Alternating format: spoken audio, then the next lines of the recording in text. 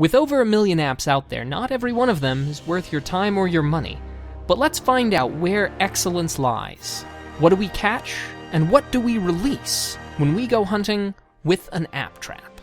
Hey everybody, Macktion here, and today we're going to look at Desktop Dungeon. Now this game has a lot going for it. Cross-platform saves, no in-app purchases, interesting mechanic, and a good sense of humor. Now it does start off with a narrative as old as time. People set up a new kingdom, need a leader, naturally they pick me. We make camp, I send people off to dungeons to bring back gold and other provisions. The kingdom grows and we become stronger. Eventually they applaud my results and immortalize me in stone. Mechanically, this game is exactly what you would expect from a turn-based RPG, in the sense of leveling up, attack, defense, magic, and so on.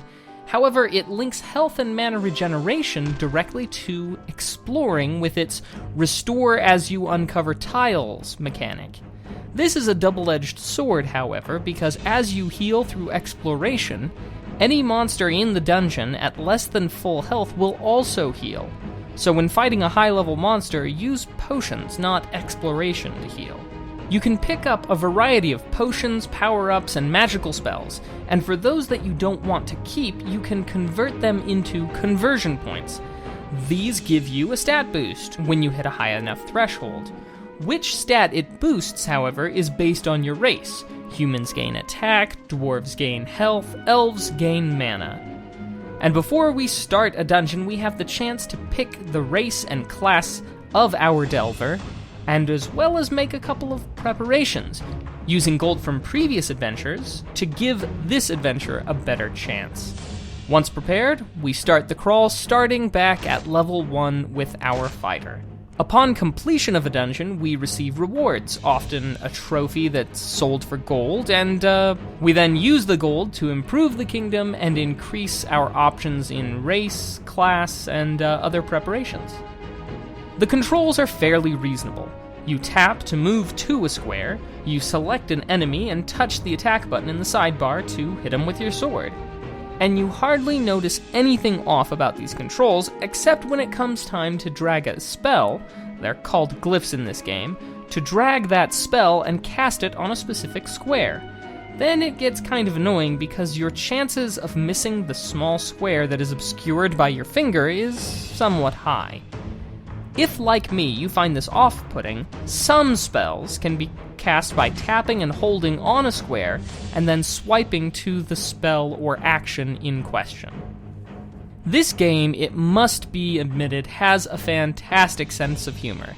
It has graphics that I really liked, and an excellent soundtrack. However, it's not without its issues. Almost everything that I dislike about this game is because of its lack of scaling. It leaves a large amount of unused area, which, combined with a lack of zoom function, makes the dungeons frustrating at times. It has unpleasant-to-read text that doesn't show up very well on the screen.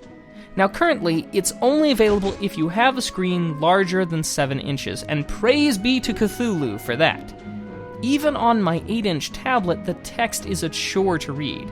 Now this game is much better suited for larger displays, say 10 inches or larger, and part of that is why I decided to say goodbye to this game. At the end of the 2-hour period, I was very on the fence. The music and humor were great, but the scaling issues were a deal breaker. I think I'll probably pay the extra $5 for the PC version, but the tablet version was just too unwieldy for a $10 purchase. If it scaled better or had a zoom feature, I would be sold, but without them, I just had to hit the refund button.